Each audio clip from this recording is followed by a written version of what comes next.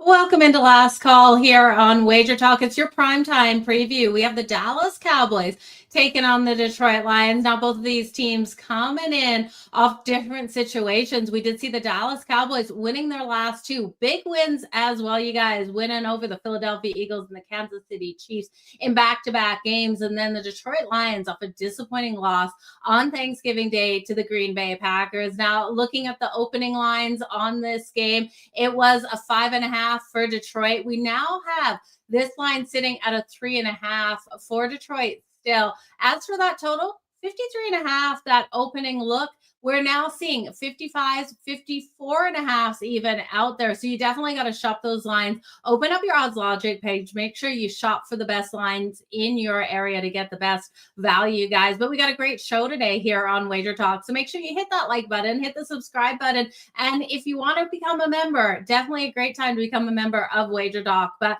we got a great show. We've got Carmine Bianco coming in first, and then Sean Alvarez to go over everything that they're liking in these games. And don't forget, if you're looking for the best bets from all of the handicappers over on Wager Talk, you want to head over to wagertalk.com. Lots of great specials going on right now. We'll hear from these guys, what they have going on, what kind of picks you can grab from them. But let's bring in Carmine Bianco. Let's talk out this Thursday night football game. You guys, make sure you get live in the chat. Drop your questions, drop your comments. We're going to try to get to each and every single one of them. Seeing you guys jumping in already. Absolutely appreciate you, but let's bring in Carmine. I am here, Joe. I am excited to be here. Unlike End Zone Live on Sundays, it's going to be me leaving 15 minutes early and you staying here to finish the show because I'm meeting some friends, Cowboys and Lions friends. So it is going to be a heated night between my buddies who are two of them. It's going to be a table divided, 6 guys. 2 of them Cowboy fans, 4 of them Detroit fans. We'll see what happens. Okay, so I'm not tell me taking the any part in losers it. have to pick up the tab, right? Like if Uh, Dallas loses, are those guys picking up the tab? yeah. So what I'm going to do is I'm going to be part of that tab, and I'm going to say if those 4, if Dallas loses, 2 of you guys got to pick up the tab, and if the Lions lose, then the other guys pick up the tab, and I get a tab for free. But That's a because perfect I plan, had Carmine. because I haven't played the game, but for those in our chat, and I see Ethan in there. How's it going, Ethan? I am going to say that in the Circa contest, I put in my 5 picks early because I want to take a part of this game, and and Detroit's -3 in the Circa contest, so I have that going for me. 5 weeks left in the Circa contest. I need to make a run and get. We're just outside of the money bubble. But I want to go a little higher than that and also maybe win the last quarter, 150K. I could use that. But let's talk some football, Joe. Where do you want to start? Like, I'm looking at props Okay. Well, I in just this want to game. know, you brought up St. Brown. He is back in the lineup. No one knew if he was going to be playing or not. Are you shocked we really didn't see this move to a 4, even for the Lions? Like, come on, St. Brown, a huge impact out here for this team. Oh, 100%, a huge move. Unfortunately, I didn't think he was going to be playing. And when I was playing some props, and I listed 3 of them that I'm going to discuss on today's show. One of them was based on the fact that Amon St. Brown wasn't going to be playing, and that was the Jahmyr Gibbs receiving yards, over 40.5 receiving yards. That's now dipped to 33.5. That's how much of a change it makes. I figured he was going to be. He was going to get some targets. He was going to be a big part of it. And you could still go over that number, but I've got the worst of it at this point because I've got over 40.5 and he's 33.5. But from the other part of it, I don't mind losing a prop bet if it turns out that the Lions end up winning the game and covering the 3 points for my obviously for my Circa contest and for anyone out there who's got the Detroit Lions. Well, I'm going to keep my fingers crossed here for you with the Detroit Lions. We saw that game versus the Packers. What made you pick the Lions in the Circa contest, though? Because we know the Cowboys rolling in so hot. But are people just over expecting out of the Cowboys? We know this team, 3-4 weeks ago, there was so many memes about them, right? Then they beat the Eagles, then they beat KC, and everyone's forgot how they looked before the trade. Yeah, they have, but they beat a couple teams that are kind of struggling right now. The Eagles obviously are struggling. We'll see what they do on Monday night when they make the trip out to LA to face the Chargers. And then you have KC. We know what kind of a season it's been for KC. It's been an up and down one, and right now they're on the outside looking in. But you can only beat, kind of like the New England Patriots, you can only beat who they put in front of you. You can't complain about the schedule because you had no part in putting it together. The NFL does that. With that said, the Cowboys at home have been very good. On the road, I'm a little more leery of it. Going into Detroit is going to be tough. And this is, the one, and everyone knows this, the one variable of this whole game is Dan Campbell. What is Dan Campbell going to do Yeah. to screw things up? And when I was putting my play in today, that's the first thing I thought was, do I want to lay 3 with Dan Campbell? Is he going to gamble? And I'm relying on him to gamble with one of my props, which I'm going to mention at the end of the 3 props. I'm expecting him to gamble, but it is so tough because I get it. Sometimes you want a coach to go for it, but I'm a big proponent of you don't give up great field position to teams. I get it. You want to go for a 4th down on the 45-yard line or at midfield, but if it doesn't go your way and you run the exact same play on 4th down as you ran on 3rd down, and then all of a sudden they're starting, Green Bay is starting at the 50-yard line. It is a field position game, and if you rely on your defense, you punt that ball away. You try and get them within the 10-yard line or whatever, lock them down there, and make them go 90 yards to beat you instead of 50 yards to beat you. I think it's the same as giving away points when you give away field position. And everything that worked for Dan Campbell, Joe, last year is not working for Dan Campbell this year. No, we love it when a coach gambles and you win, but we don't Yeah. like it when they don't. It's kind of like being with your friend in Vegas. You love being beside him when he is hitting that blackjack table and making a ton of money. But when he goes on that run where he is just losing, and turns to you and says, "Can I borrow 500?" You don't feel too good about it. Never lend your friends money. Hopefully you're No. singing Dan Alvarez like the Prez sings Sean Alvarez, or Dan Campbell like the Prez sings Sean Alvarez. That's what I was Yes. trying to say Yeah. later in the night, not cursing his name. I think he should be able to have this team ready, but let's jump into some of those player props that you're liking. You guys in the chat, make sure you do drop those questions for Carm. Where are we going with these player props?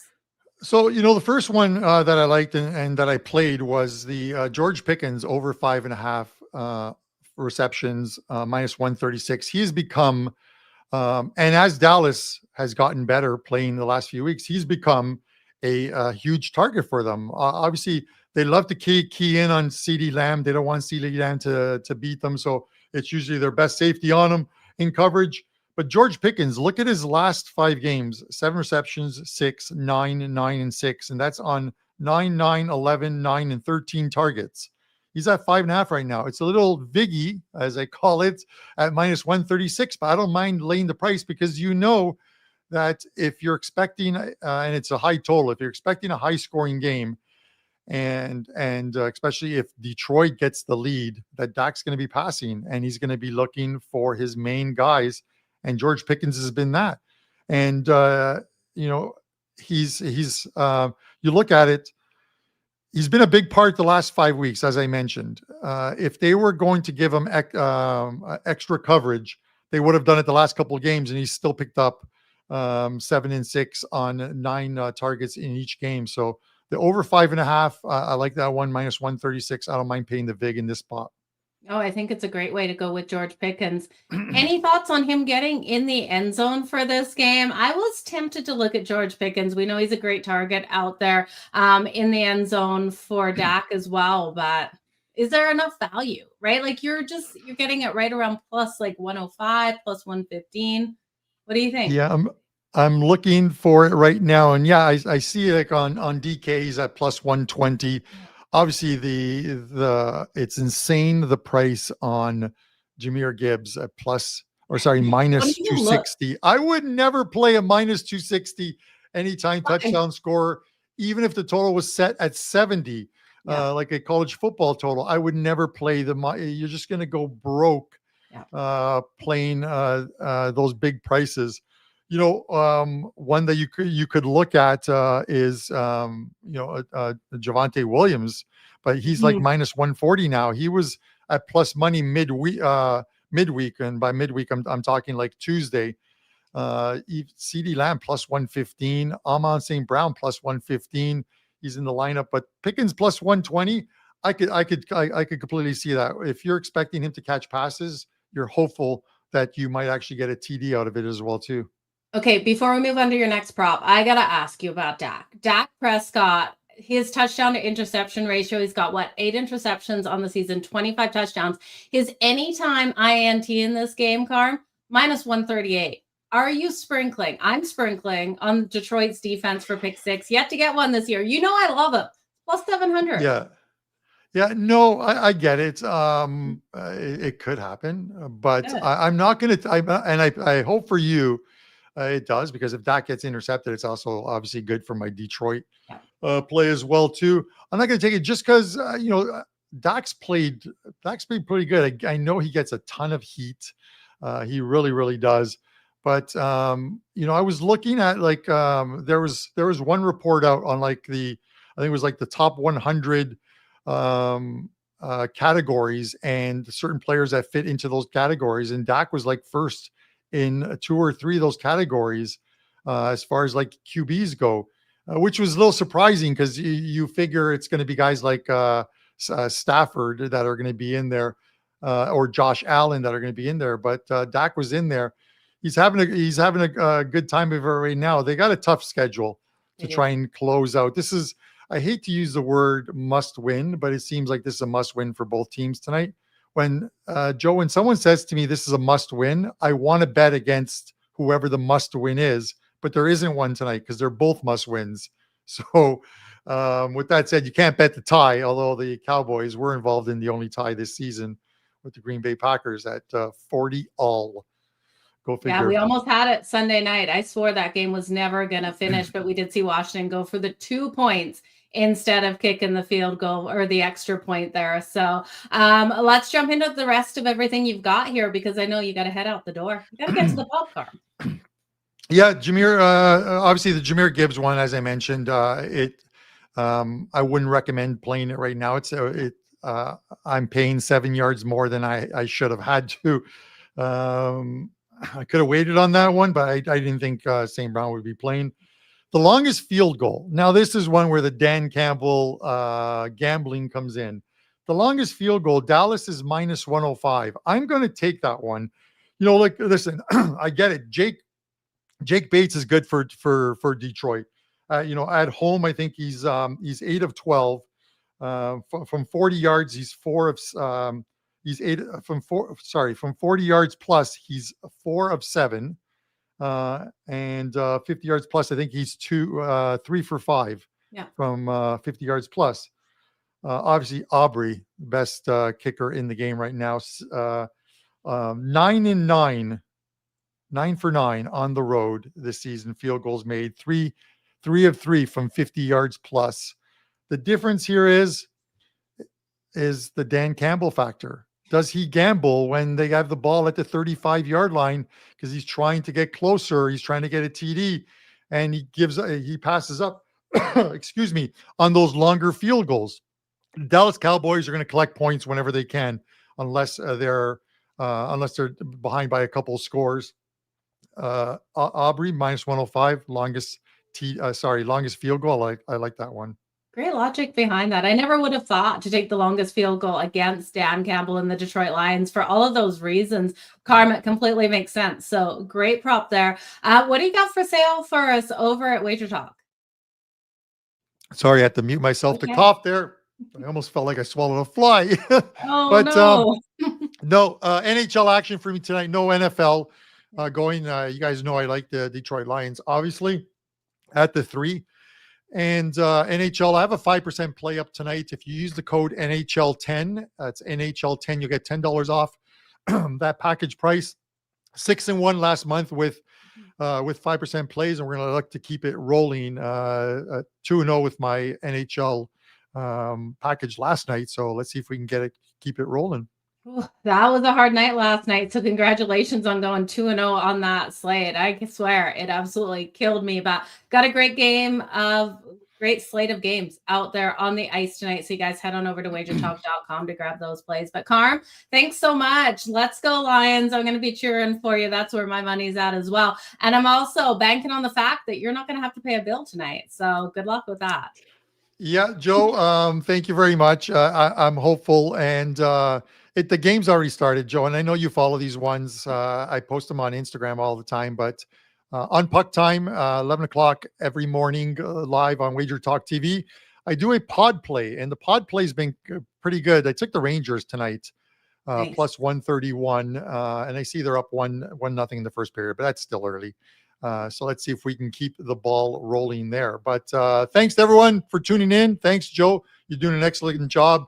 And you've got the great Sean Alvarez coming up. So I'll let you go. I love it. Yeah, you guys don't go anyway. Carm, best of luck in all your bets tonight. Enjoy the game. Take care. Thank you. Okay, guys, that was Carmine Bianco. Go on over to wagertalk.com to grab those NHL plays he has up. Don't forget about that special that he's running right now. All you have to do is use promo code NHL10 to get $10 off. It's a later game, so make sure you head on over to grab that, wagertalk.com again. Now, looking at this game, you guys, the line's still sitting right around the 3.5 there for the Detroit Lions. We are seeing a couple more 55.5 when we started the show, more 54.5, but across the board, except for the Hard Rock, I'm seeing 55.5. So money is definitely coming in on that over. But we're going to bring in a Sean Alvarez. He's going to come at you with his props that he's liking in this game too. Let's bring him in. Joe, I appreciate you having me on. Two of my favorite people at Wager Talk. We're gonna have to rename the name of this show to Wager Talk Canadian Last Call. I feel like I'm either on with you, Carmine, or Prez, surrounded by Canadians, but always a good time. And on top of that, I was listening to your pick six prop bet. You're the kind of person I would love to sit down with in Vegas and watch games, because you always have some exciting props. When something, I wouldn't necessarily say weird happens, but when something out of the script, if you will, happens, you kind of look over to Joe and see if she's got a big old plus money ticket on that one. Well, I'd be jumping up on that table and hooting and hollering. I'd probably be kicked out if that hit when I was in the casino. So, but always a lot of fun. I love looking at when the books really are juicing the quarterback to throw that interception to then look at the defensive prop. So always a fun way to go, but you're coming at us with a ton of stuff tonight. Firstly, do you have anything that you were leaning towards on the side? Yeah, it sounds like me and Carm are going to go a little head to head. It's not a client play, but I like the Dallas Cowboys in this spot. I think the Lions are coming in with a really banged up offensive line. Jared Goff hasn't necessarily looked all that great over the last few weeks. And so I do think that the Dallas Cowboys get a little bit of pressure on Jared Goff, maybe, force him into some bad throws. I know Amon-Ra St. Brown is going to go, but dealing with an ankle injury that he sustained last week and then going again, in just a week after the Thanksgiving day, I don't think he's going to be 100%. And I like the way that this Dallas Cowboys team has looked. Javonte Williams is running well. CeeDee Lamb and Pickens are two of the best duo receivers in the NFL. And Dak Prescott's kind of turned the corner from what I've expected of him in years past, and to start the season. So I'm going to take the plus 3.5. I was going to take the plus 3 anyways. We're getting a little bit of the hook with St. Brown, going tonight. But yeah, I'm going to lay it with Dallas, the plus 3.5. I'm slightly rooting for Carmine. Always rooting for friends, especially in the circa millions. But yeah, I'm on Dallas tonight. Actually think kind of wrong team favored. Ooh, wrong team favored here. That's what I was going to ask you. I was going to ask you about the money line price here for the Dallas Cowboys, because you're looking at a team that was a home dog in their last 2 games, and they beat the teams that were in the Super Bowl last year, the Eagles and KC. Which win impressed you more, or did both of them impress you the same? I think it was kind of more the Eagles. I do get that the Eagles, aren't winning games, aren't putting away opponents like we expected Super Bowl champion teams to do. But I'm kind of down on KC. They just haven't looked that great to me. I'm still waiting for them to kind of turn it around like they've always done in years past. But obviously, that boat's starting to sail away for KC. So I was a little bit more impressed with beating the Eagles. The way that Dak Prescott went for 354 yards, Javonte Williams running for 87. I just like the way that this offense is clicking. I mean, George Pickens 146 yards against those corners. I get that defense isn't the same defense as last year, but you still got to execute against the Super Bowl defending champions. So a little bit more impressed with that Eagles victory. Okay, so where are we going with your first prop here, Sean? I know you've got a couple for us. You guys make sure you do drop those questions, those comments in the live chat here for Sean Alvarez. We'll try to get to each and every one of them. But first prop, what's making us money tonight? Yeah, so I mean, me in shows past, I don't really like to lean on those big props as far as the receiving and rushing totals. So I looked at the backup tight end Ross Dwelly getting the start here with their tight ends a little bit banged up. He only has one catch on the year, so he's not necessarily a receiving tight end or a deep threat in that passing game. But like I said, this offensive line is banged up. I think Jared Goff is going to get a little flustered. And so I think that the Lions offensive play calls, let's get the ball out of Jared Goff's hands early on short passes and often. Obviously, they're going to utilize Jamison Williams and Amon-Ra St. Brown as well as Jahmyr Gibbs. But, let's get that tight end, maybe one, maybe two catches. He only has to go over 15 yards, and we're getting even money at plus 100. So that's the first prop that I'm going to go to, hoping that, we see a little bit of Ross Dwelly get utilized. And because obviously Dallas is going to lean on, is trying to stop St. Brown, Williams, and Gibbs in this Lions offense. Now, you guys shop those lines because I am seeing FanDuel's got a 10.5, Sean. So for his receiving prop. So definitely some better numbers out there, but he should be able to get over the 15.5. Love where you're going with that. What else are you going to be looking at?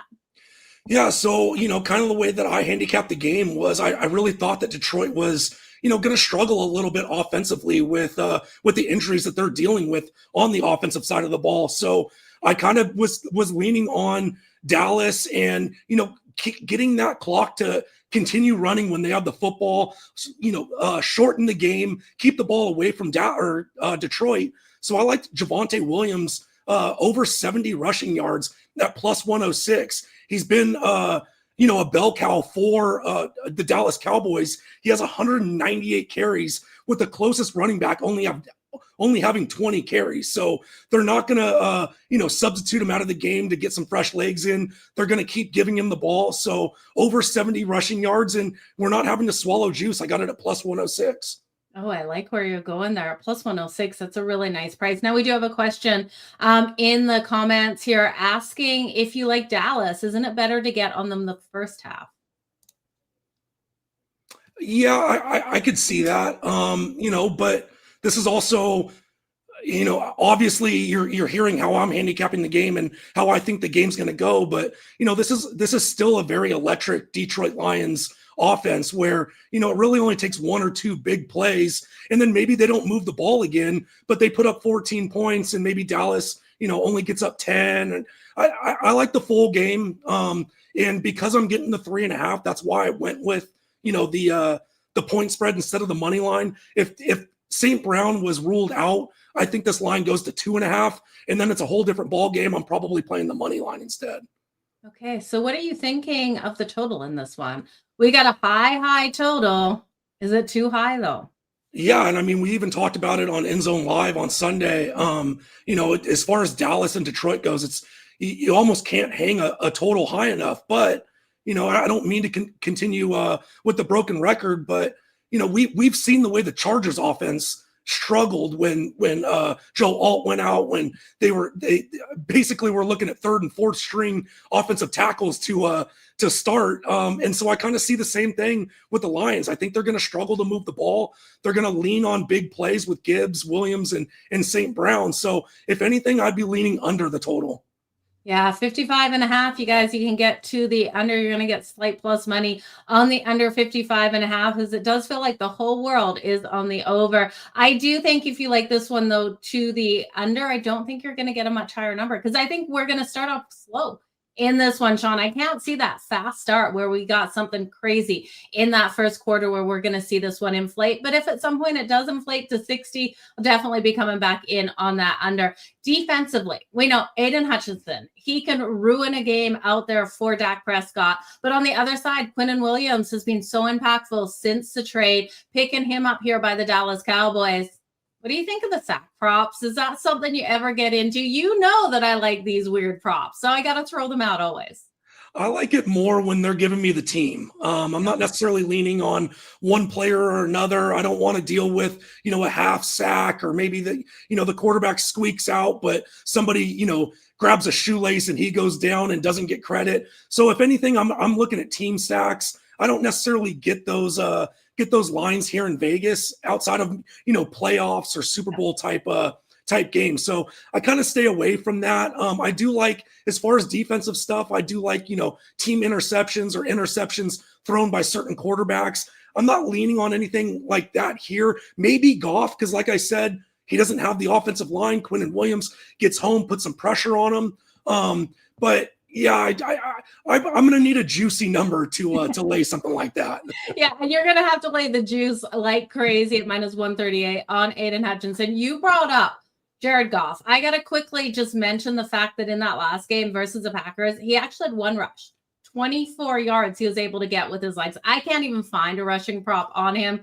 Jared Goff's not going to do that again in this game, right? His offensive line is beat up, though, but Jared Goff can't run like on the daily. Yeah, I mean, those things are, broken coverage. Secondaries turned their back, racing downfield to catch the receivers, and nobody realizes that Jared Goff is running downfield. So yeah, I think there's a reason why that the prop's not there. It's probably you can only play the over, you can't play the under. So you used to be a San Diego Chargers fan. Didn't it look like Phillip Rivers running in that game when Jared Goff started running? I didn't know what I was watching for a second there, Sean. Yeah, you almost have to pay attention to the sideline because he looks like he's moving in slow motion, but somehow he's still, making progress and whatnot. Definitely looked like a Phillip Rivers run, but, on top of that, Phillip used to get, 10, 15 yards a game. I mean, he would escape the pocket as awkward as it would look. It always looks so awkward. Phillip Rivers looked awkward in many situations, including how he passed that ball off with that little shuffle from the side. But Sean, you've given us your props. You've told us what you like in this game. You're rolling with the Dallas Cowboys plus the 3.5. Not a client play though, you guys. But what have you got for sale over on WagerTalk.com? Yeah, so I mean, we've got championship weekend in college football, obviously NFL gearing up to lead into the playoffs. I've got 2 plays up tomorrow for the college football slate, 1 play up for Saturday. And we've got a great deal over at WagerTalk where for $149, you get all of my bowl plays. So we've got 47 bowl games, including college football playoffs. Obviously, I'm not going to have 47 plays, but if I've got 20, 15, 25 plays, it pays for itself. And then you're also going to get this weekend's college football plays as well. So jump in on that. And then I've also have my horse racing cards up. I've got Aqueduct up for tomorrow. Big racing card. I believe it's 5 graded stakes races on Saturday. We'll be doing Fairgrounds next weekend, the weekend after Gulfstream. And then ironically enough, I call the day after Christmas New Year's Day because it's opening day at Santa Anita.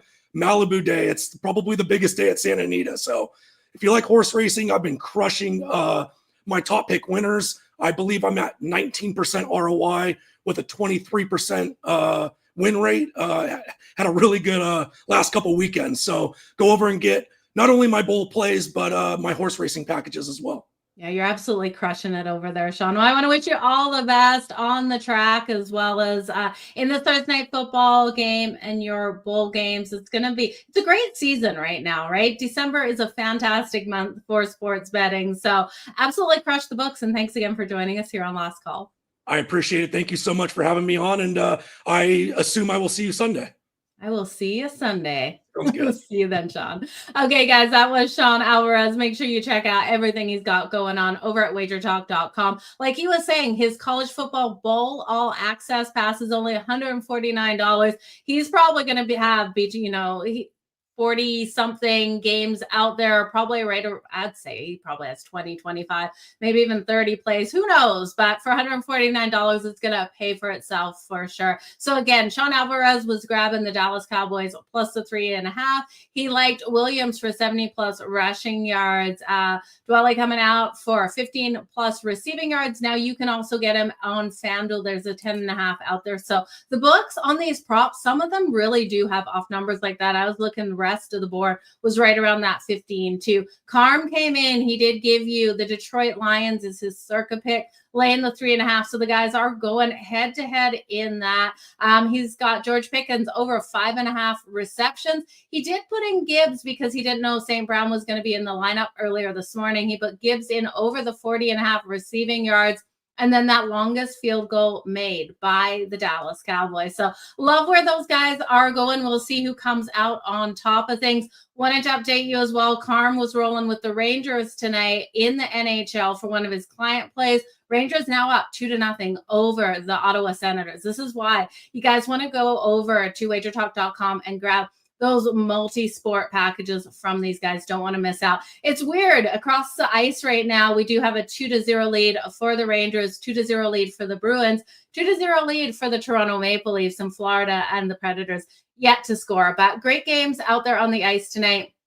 Any last questions, make sure you do drop them in the comments. I'm just going to go over everything that I'm liking out here tonight in Thursday Night Football. Now, I'm with Carmen this one. I did lay the 3.5 with the Detroit Lions. I think this is a buy low spot on this team. You look at them coming in off that loss to the Packers, and I know the Dallas Cowboys are rolling in so hot, but I still have that angst against the Dallas Cowboys that I do think they're better at home than they are out on the road. And I think Jared Goff is going to find a way to exploit a secondary that has looked better. The defense has looked better since the trade and picking up these two guys. But I think we're going to see Jared Goff get things right with the Detroit Lions. Dan Campbell makes those aggressive calls, and I'm looking for them to fall his way tonight, and that's not to be cursing them. So I'll take the Detroit Lions laying the 3.5. If Dallas comes out and scores right away in this game, a live betting opportunity, of course. Jumping back in on the Detroit Lions when they become that underdog role. If Dallas scores first, I think this is going to be right around that -110 either side.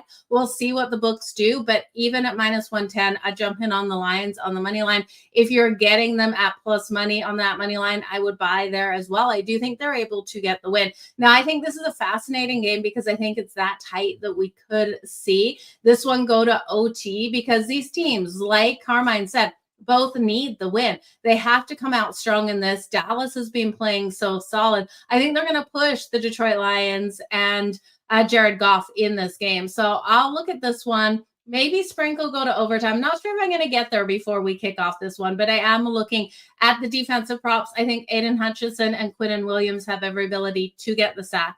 If you parlay those two together, you guys, because you can't bet Aiden Hutchinson separately, it's coming in at plus 352.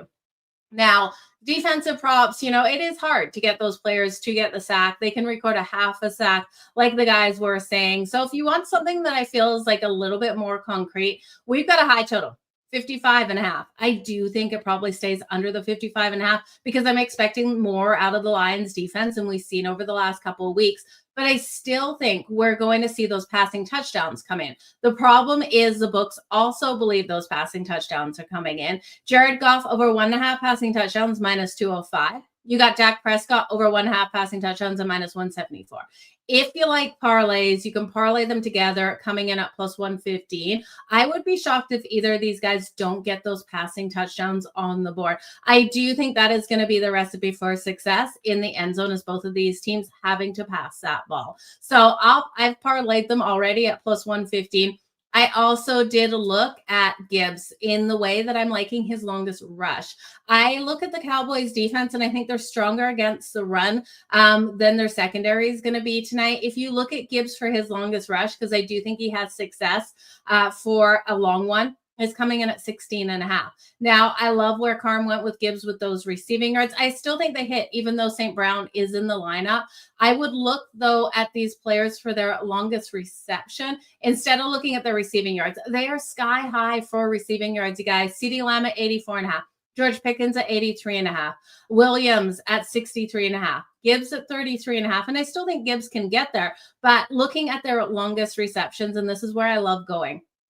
If Dak is trailing, we know he has the arm to get it to CeeDee Lamb. CeeDee Lamb has the hands. He has the ability. He has the speed. He's able to break protections out there. So over 25.5 for CeeDee Lamb for his longest reception.